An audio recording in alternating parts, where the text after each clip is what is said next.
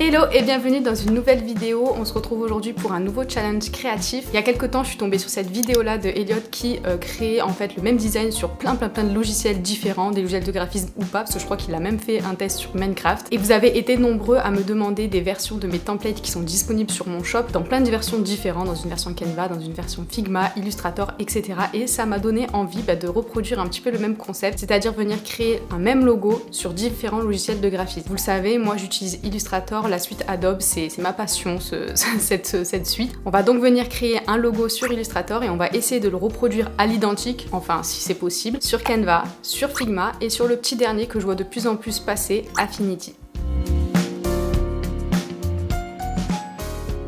Donc on va commencer directement avec Illustrator, c'est vraiment le logiciel que j'utilise tout le temps, donc je veux vraiment en fait créer un logo comme si je l'aurais créé habituellement et voir si je peux faire la même chose sur les autres logiciels. Donc on est parti sur quelque chose de très simple, j'ai tout simplement demandé à ChatGPT de me faire un genre de petit brief, donc en gros il a choisi des cookies et je l'ai tout simplement appelé Miette. Et en fait dans la vibe c'est un petit peu quelque chose un peu rétro, on va pas juger en fait la qualité du logo aujourd'hui, on est juste là pour tester si on peut faire le même visuel sur plusieurs logiciel. Donc hop, on va essayer de rechercher dans ce que j'ai déjà une typo assez rétro. On a celle-là qui peut être pas mal. Voilà, je voyais plutôt quelque chose dans ce style-là. On va vectoriser tout ça. Donc ça, c'est à voir si on peut vectoriser sur les autres logiciels. Je sais pas du tout. Ensuite, j'aimerais faire comme si en fait le mot était légèrement croqué à ce niveau-là. Donc en fait, je vais essayer de créer un espèce de faux dentier. Et hop, tout simplement là, avec mon concepteur, je vais supprimer tout ça. Ça, c'est bien. Je pense pas que je vais le faire ailleurs. Ok, ensuite on va rajouter des petites pépites, enfin des petites miettes, puisque c'est le nom de la marque. Je vais entourer, je pense, le tout, genre on va faire un genre de sticker, symbole, en tout cas je veux quelque chose de rond pour faire penser un petit peu aux cookies. En noir, pour l'instant, je travaille toujours en noir et blanc au début mes logos. On les colorise après s'il le faut, mais il faut que ça fonctionne en noir et blanc. Je vais en créer un deuxième, parce que je vais écrire quelque chose à l'intérieur, je pense. Ensuite, qu'est-ce que je fais? Je vais venir écrire du coup... Donc en fait, je vais créer un autre cercle, ça en inverse. Et je vais prendre mon texte curviligne. Et je vais écrire les meilleurs cookies. Par contre, là, je veux en fait que le texte curviligne soit vraiment centré sur mon cercle, et ni au-dessus ni en dessous. Donc je vais aller dans texte curviligne. Option de texte curviligne et ici, ligne de base, je vais mettre centre. Ok, on est bien. Je vais faire la même chose, donc objet, édition, pardon, copier et édition coller devant. Et en fait, là, tout simplement, je vais faire 180. Et là, je vais écrire les meilleurs cookies que t'as jamais mangé. Et là, en fait, ici, j'aimerais faire comme si on avait croqué, en fait, le cookie. Donc je vais reprendre ça. Bon, j'aurais pu faire quelque chose de plus précis avec mon outil plume, faire un vrai dentier, mais bon, c'est pas vraiment le but de la vidéo. Objet, on va vectoriser tout ça, donc tous les tracés vectoriser. Et tout le texte, on va le vectoriser également. Je prends mon outil concepteur de forme, je maintiens la touche option et je viens supprimer tout ce qui m'intéresse plus. Ensuite, j'aimerais rajouter à l'intérieur des petites pépites de chocolat, puisqu'on est censé être un cookie en fait, tout simplement. Donc on va le faire, on va rajouter à main levée pour avoir une forme un peu plus sympa. Créer mes petites pépites de chocolat. C'est pour ça que ça met du temps à prendre des vidéos, parce que en fait, même quand je fais quelque chose de fictif, on a envie que ce soit bien fait et même que le logo soit utilisable dans la vraie vie, même si en soi c'est pas du tout le principe de la vidéo.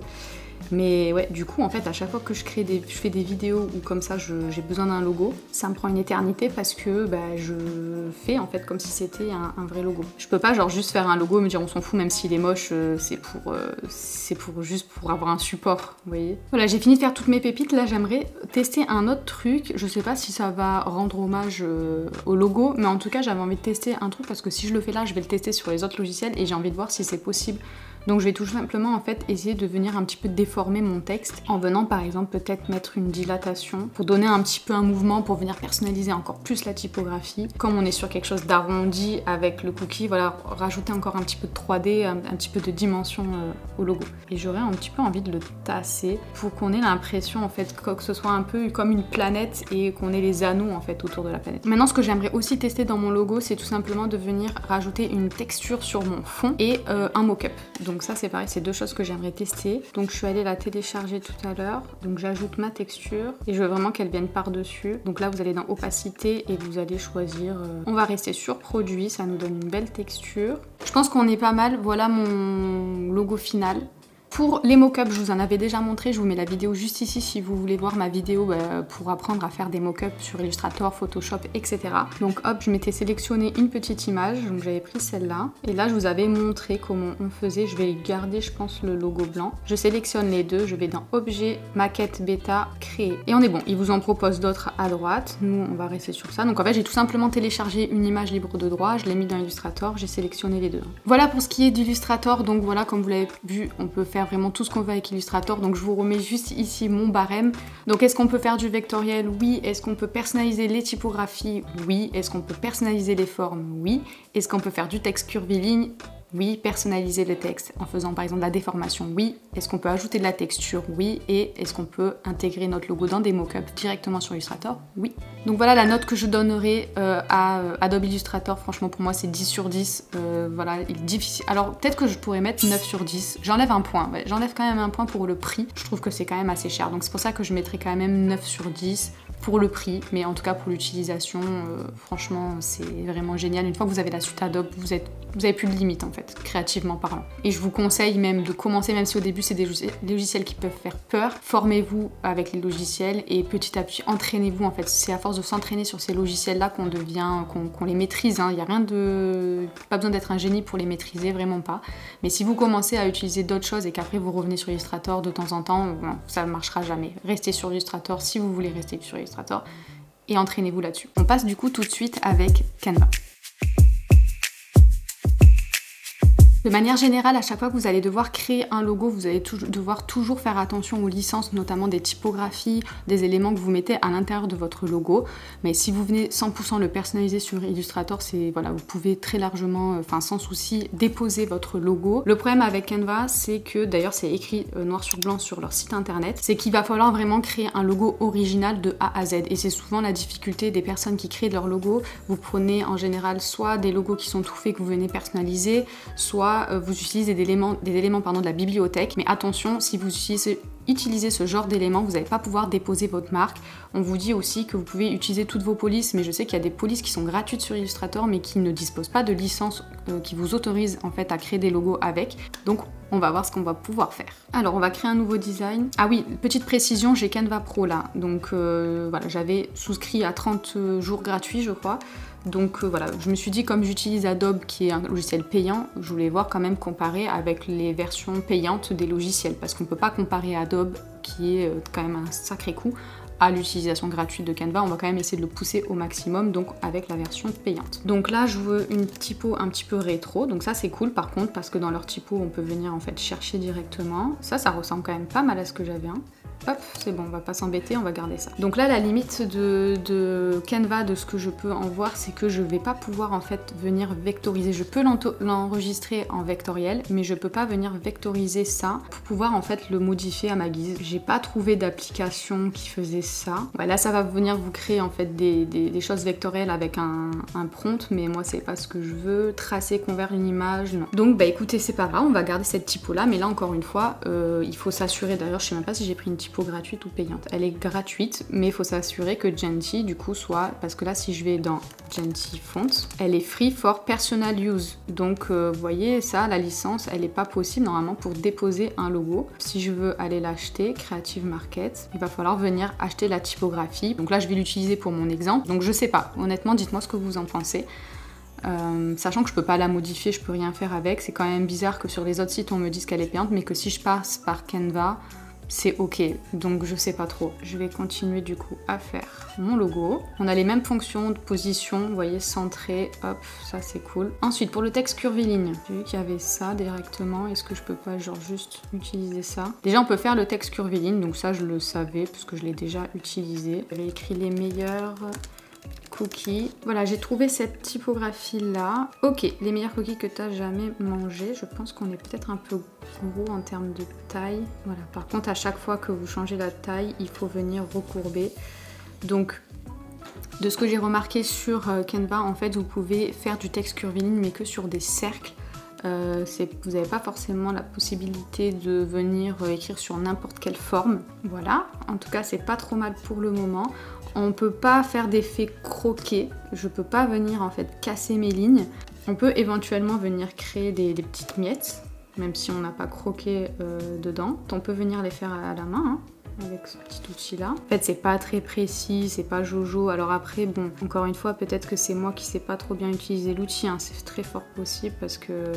C'est très fort possible, c'est fort probable. Voilà, je crée quelques miettes comme ça, histoire de faire genre, on se rapprocher le plus possible de ce que j'avais fait. Ok, par rapport à ça, qu'est-ce qui me manque?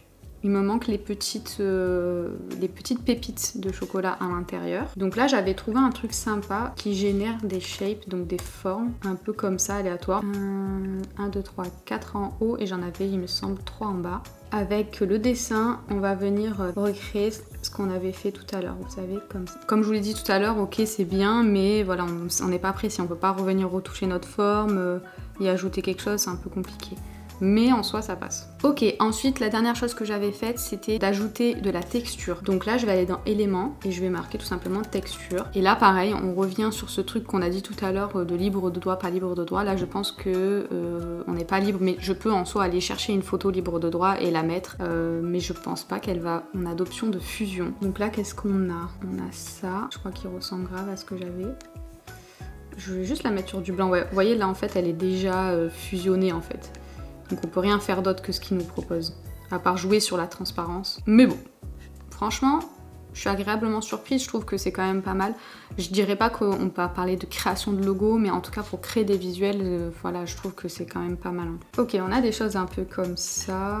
Ça peut être sympa en mode comme si on avait emballé le sachet de cookies. Ok, regardez, c'est plutôt pas mal, hein. C'est pas mal. Écoutez, franchement, je suis agréablement surprise. Donc maintenant qu'on a fini notre visuel, on va regarder si on peut télécharger au format SVG, tout simplement pour avoir quelque chose de vectoriel. Donc là, on est PNG, on a bien SVG. Je vais venir l'ouvrir avec Illustrator juste pour voir ce que ça donne. Bah écoutez, c'est super intéressant. Donc cette fois-ci pour mon petit barème avec Canva, donc est-ce qu'on peut faire quelque chose de vectoriel? Donc alors on peut enregistrer au format vectoriel, mais on peut pas vraiment travailler tout en format vectoriel, mais on peut avoir quelque chose de final vectoriel, donc ça c'est cool. Est-ce qu'on peut personnaliser les typographies? Bah non. En tout cas, pas en venant retravailler les typos, on peut ajouter des formes dessus, enfin on peut essayer de trouver des plans B, mais en tout cas on peut pas vraiment venir tailler, on va dire, la typographie ou même créer des typographies personnalisées. Est-ce qu'on peut personnaliser les formes? Oui et non. C'est quand même assez compliqué. Ouais, oui et non, je saurais pas trop. On peut faire des choses très simples, mais on est quand même très limité. Est-ce qu'on peut faire du texte curviligne? Donc oui, on peut faire... Oui et non aussi, on peut faire du text curviligne sur du rond, en fait, que du rond.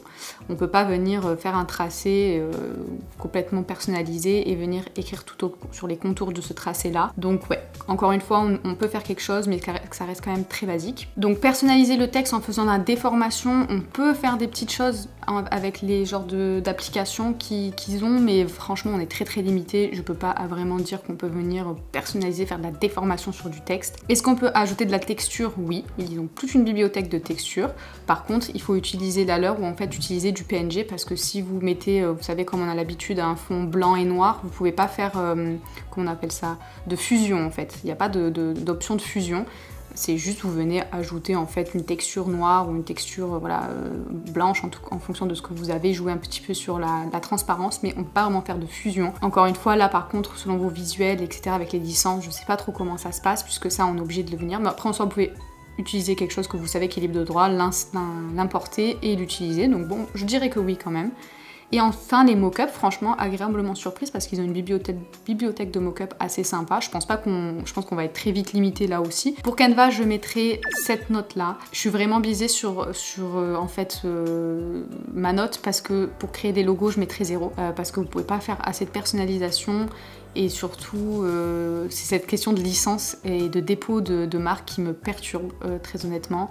Je sais, enfin, donc je peux pas vraiment, ma note elle est pas vraiment, voilà, je mettrai 0, très honnêtement, pour créer des logos. Par contre, pour tout ce qui est visuel, pour tout ce qui est, voilà, design de poster, j'en sais rien, enfin, tout ce genre de choses, ou alors intégrer votre logo et faire quelque chose avec votre logo sur un visuel, franchement, je mettrai la note de 7, je pense.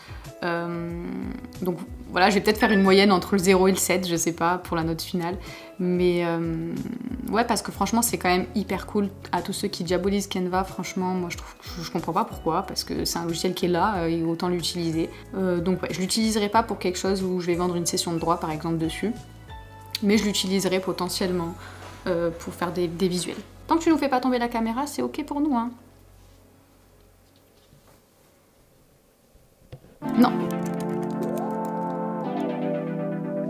qui est de Figma, j'ai l'habitude de travailler avec Figma. Je vous mets une vidéo juste ici parce que j'en avais parlé pour la création de mon contenu Instagram. Voilà, c'est essentiellement pour ça que j'utilise Figma et pour aussi tout ce qui est le maquettage de site internet. C'est vraiment la seule utilisation que j'en fais et donc je ne sais absolument pas ce que ça vaut pour la création d'un logo et je sais qu'il y a pas mal de graphistes qui passent par Figma pour créer des logos. Apparemment, on peut faire un petit peu tout ce qu'on peut faire avec Photoshop. Je pense quand même que ça reste limité. Voilà, je sais pas. Donc bref, on va créer une nouvelle frame. Social media, on va prendre Instagram Post, puisque comme ça on est sur le même visuel pour tout.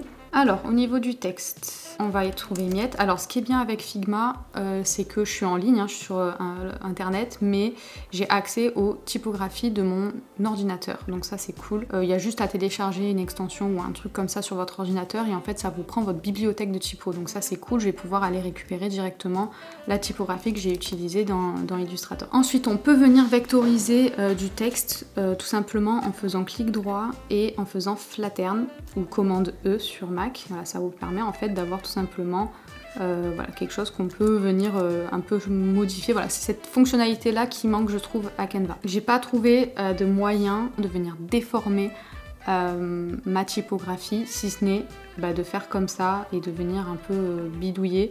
Mais bon, en l'occurrence, j'en ai pas besoin là, enfin j'ai pas besoin de faire ça, donc voilà. Mais par contre, c'est pratique, vous voyez, comme tout à l'heure, je voulais un peu que ce soit un peu plus gros, je peux vraiment venir le faire, donc ça c'est cool. Par contre, vous voyez cet effet que j'avais fait de dilatation, j'ai pas trouvé comment le faire. Dites-moi en commentaire si c'est possible de le faire. En fait, le truc c'est qu'avec Figma, vous avez ici en fait l'onglet plugin des widgets et vous pouvez venir en fait télécharger plein de choses. Donc, ce qu'on va faire, c'est c'est pas grave, on va essayer quand même de la personnaliser en venant faire nos petits crocs, nickel. Donc je vais faire mes petites dentitions là comme j'ai fait tout à l'heure. Et là en fait on peut tout simplement, vous savez, on a comme sur Illustrator, donc on peut venir en fait unir tout ça et ensuite je vais venir le placer là où je veux que ça morde. Ensuite je vais sélectionner mes deux formes et là en fait comme sur Illustrator, vous voyez, je peux venir faire ça très facilement. Et là si je prends ça et que je le déplace à l'extérieur, vous voyez qu'on a toujours ça en fait qui est libre, donc ça c'est cool. On peut venir quand même faire pas mal de personnalisation. Ok, donc ça c'est la première chose que j'avais. Je vais avoir mes petits éclats, mes petites miettes en fait tout simplement. Donc là je vais le faire au pencil comme j'ai fait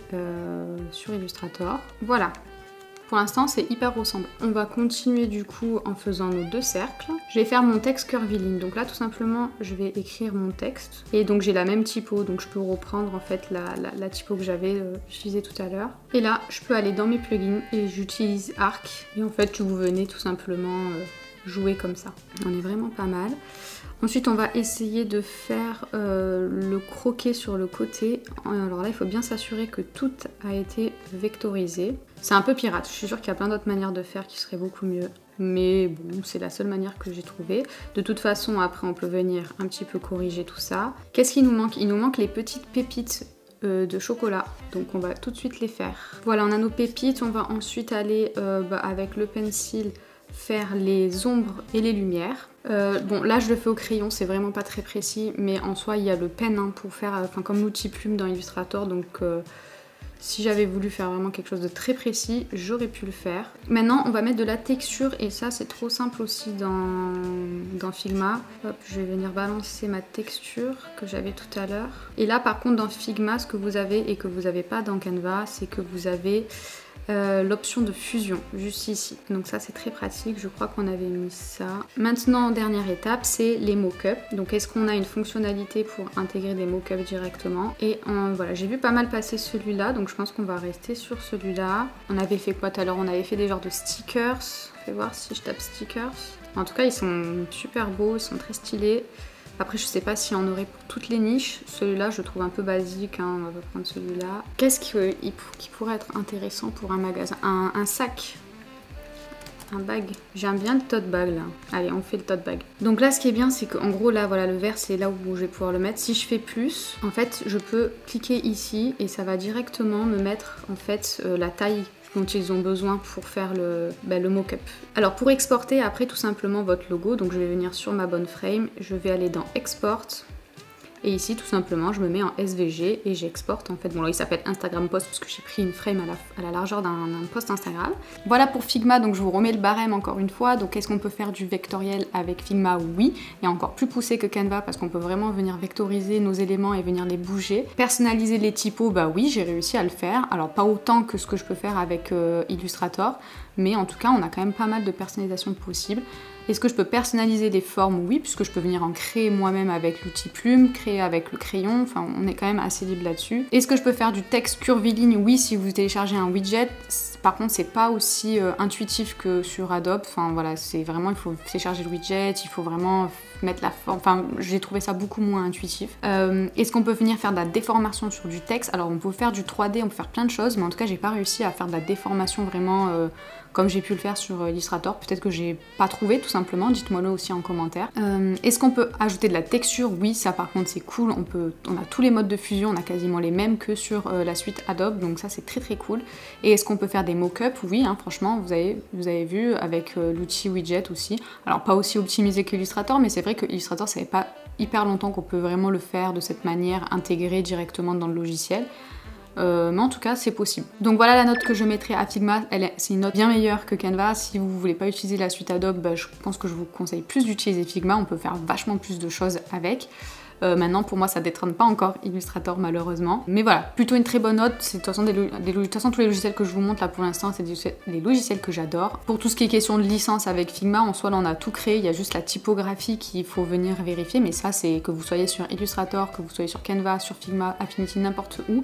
À partir du moment où vous utilisez la typographie qui a été créée par un auteur, par quelqu'un, vous venez vérifier la licence, ça c'est obligatoire. Bref, on passe tout de suite à Affinity que faut que je télécharge parce que je l'ai jamais fait. J'espère, j'ai une période d'essai où je sais même pas si c'est payant, c'est gratuit, enfin bref, on va venir découvrir tout ça. J'en entends de plus en plus parler, il y en a de plus en plus qui disent que ça va détrôner Illustrator et la suite Adobe en général, donc je me languis de voir.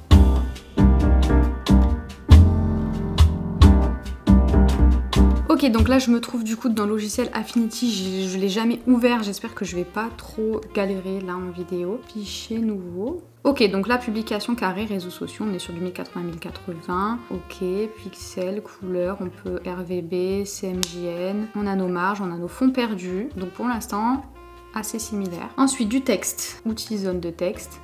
C'était je crois Milestone que j'avais utilisé, ouais, bon. Pas de surprise, je m'attends que si on télécharge un logiciel sur votre ordinateur, vous allez avoir forcément toute la base de données et les informations de votre ordinateur, notamment la bibliothèque de fonte. Je suis un peu perdue, pour être très honnête.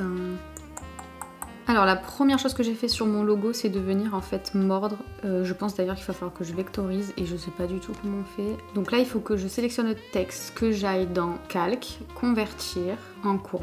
Et là, oh, ok, donc ça, j'ai réussi à vectoriser mon texte. Ensuite je vais essayer donc de faire ce que j'avais fait, mon espèce de dentier là. Tac, je les resélectionne tout. Et là, alors, je pense que ça doit être ça. Ok, super, c'est très facile. Et donc, je vais rajouter mes miettes. Donc là, je suppose que je dois avoir un outil trait, un outil pinceau vectoriel. Ok, il fonctionne exactement de la même manière. Bon, en soi, je peux faire la même chose que sur Illustrator, sauf que, bon, là, je vais rapidement, mais si je m'étais posée et que je l'avais fait vraiment bien détail par détail, on aurait pu obtenir vraiment quelque chose de carré comme avec Illustrator, donc pas de souci, des fils relevés pour ça. Ensuite, on va venir faire notre cercle. Alors par contre, j'ai pas les raccourcis clavier, ça c'est galère. Et je vais venir en créer un autre. Bon, là on est sur une interface qui ressemble quand même beaucoup à l'interface de la suite Adobe, que ce soit sur Lightroom pour le truc de couleur, que ce soit pour les outils, c'est pratiquement les mêmes qu'Illustrator, donc voilà, c'est pour ça que franchement pour moi c'est assez fluide là parce que c'est la même chose. Donc voilà, pour l'instant pas de surprise pour moi. Ensuite, prochain défi, ça va être le texte curviligne, mais très honnêtement je pense que si j'ai réussi à faire tout ce que je viens de faire, si je peux pas faire un texte curviligne c'est quand même très grave. Il faut que je sélectionne outils texte artistique et que je me mette là. Donc là j'avais les meilleurs cookies. Qu'est-ce qu'il me manque à faire? Il me manque à faire le croquet ici. Bah écoutez, d'après ce que je viens de voir, c'est pratiquement sûr que je vais réussir à le faire. Donc calque, convertir en courbe, ce qui fait que je peux faire mon croquet juste là. Qu'est-ce que j'aime quand les raccourcis sont les mêmes sur les logiciels? Hop, et de la même manière, j'ai ici pour tout sélectionner. Franchement, pour l'instant, c'est vraiment bien. Après, encore une fois, là, je suis en train d'en faire une utilisation qui est vraiment basique et très simple. Je suis curieuse de venir faire une vidéo sur quelque chose de beaucoup plus poussé, voire même tenter de faire une vraie, enfin pas une vraie pour un vrai client, mais de faire voilà, une identité visuelle complète sur ce logiciel-là, qui ma foi, pour le prix, a l'air quand même une bonne solution. Après, il faut voir sur le long terme ce que ça donne, enfin, c'est toujours pareil, hein. Moi, pour moi, Illustrator a fait ses preuves, il n'y a plus à chercher à savoir est-ce que c'est bien, est-ce que c'est pas bien. Mais voilà, pour des gens qui peut-être potentiellement ont peur de la suite Adobe, ou en tout cas qui n'ont pas envie de mettre aussi cher tout simplement, et ce que je peux très bien comprendre. Je pense qu'on est bon au niveau des pépites, je vais faire mes traits, je le fais hors caméra, c'est très simple, franchement on est ok avec ce logiciel, ça peut le faire. Ok. Qu'est-ce qu'on avait fait d'autre? On avait ajouté de la texture. Donc je vais ajouter mon image de texture et on va voir si je peux faire un truc de fusion ou voir s'ils ont cette option là. Je pense que oui aussi, hein, mais... Et là, ouais, je pense que hop, c'est super. On avait mis, je crois, produit pour tout. Hein. Bah écoutez, j'ai exactement la même chose. Alors, est-ce qu'on peut faire des mock-ups directement comme on peut le faire avec les autres dans Affinity? Bon, j'ai voulu vous montrer comment faire pour les mock-ups et en fait, tout simplement, je voulais enregistrer au format PNG avec pas de fond, et en fait quand je viens dans mon plan de travail j'ai bien aucun remplissage, sauf que quand j'enregistre ça me mettait quand même un fond blanc derrière, et en fait il faut vous mettre donc sur votre zone vide, aller dans configuration du document, ici dans couleur et arrière-plan transparent. Là vous avez du coup rien en fait, et donc si vous voulez travailler vous le mettez en blanc, et puis quand vous voulez imprimer vous l'enlevez. Pas ouf, mais bon, une fois qu'on le sait, ça va. Hein. Alors pour les mock-ups avec Affinity, vous avez soit l'option de télécharger en fait Affinity Photo qui fera comme Photoshop, donc vous pourrez avoir vraiment la même utilité, télécharger un fichier un peu PSD pour pouvoir modifier vos mock-ups comme avec Photoshop. Mais sinon, nous, on reste sur un logiciel, donc là, on reste comme j'ai fait avec Illustrator, j'ai fait mes mock-ups avec Illustrator. Là, pareil, je vais faire le mock-up avec Affinity, il y a des moyens de le faire. Donc vous allez venir voilà, mettre votre mock-up, votre image, vous allez prendre votre visuel. Donc soit vous venez directement jouer avec vos modes de fusion. Moi personnellement je trouve que j'ai pas de mode de fusion là qui est bien. Là comme on a un peu écrasé sur le paquet, on va cliquer juste là, on va aller dans calque, on va aller dans nouveau calque de filtre dynamique, grille déformante. Et en fait là on va essayer de reproduire un petit peu l'angle en fait que vous avez là, vous voyez je suis un peu abîmée. Ok, je termine et voilà. Ça nous donne en fait ça, on voit qu'il y a plus de texture en fait et plus de relief. Donc voilà, je viens de découvrir Affinity, franchement, j'en suis vraiment agréablement surprise. C'est une très bonne alternative à Illustrator. Je pense que c'est la meilleure alternative que j'ai jamais vue jusqu'ici. Est-ce qu'on peut faire du vectoriel? Oui. Est-ce qu'on peut personnaliser les typographies? Oui. Est-ce qu'on peut personnaliser les formes? Oui. Est-ce qu'on peut faire du texte curviligne? Oui. Est-ce qu'on peut personnaliser le texte en faisant de la déformation? J'ai oublié de regarder, je vais aller regarder et je vous dis tout de suite. Est-ce qu'on peut faire de la texture? Oui. Et est-ce qu'on peut faire des mock-ups? Bah oui, on peut le faire aussi. Donc franchement, voilà quelle est ma note pour Affinity. Hyper bonne alternative si vous n'avez pas le budget pour prendre Illustrator. Et puis même, je pense que ça peut être un bon échauffement si vous n'avez pas le budget et que plus tard vous voulez passer sur Illustrator. Très honnêtement, les logiciels se ressemblent beaucoup. Donc c'est ok de commencer par exemple avec ça, voir un peu ce que si vous voulez vraiment faire du design, est-ce que vous voulez vraiment faire du graphisme, et par la suite passer sur Adobe. J'ai pas poussé beaucoup encore le logiciel, donc je ne sais pas jusqu'où il est capable d'aller par rapport à Illustrator, mais très intéressant. Voilà pour ce qui est de la création de logos sur ces 4 logiciels-là. Je vous remets un petit peu le podium et les notes que j'ai mis. Franchement, c'était hyper intéressant. Je pense que la prochaine fois, on partira sur des designs beaucoup plus complexes. J'ai commencé par des visuels simples parce que très honnêtement, je savais pas du tout qu'est-ce qu'il allait être possible de faire. Je me suis dit, si je commence à faire quelque chose de trop compliqué, peut-être que je vais arriver à rien faire. Donc je suis partie sur quelque chose d'assez basique. Bon, on a vu qu'ils ont plus ou moins tous réussi à sortir quelque chose. Donc je pense que pour la prochaine fois, si ça vous intéresse, on montera un petit peu en niveau, on fera un design encore plus compliqué pour voir jusqu'où on peut pousser les logiciels.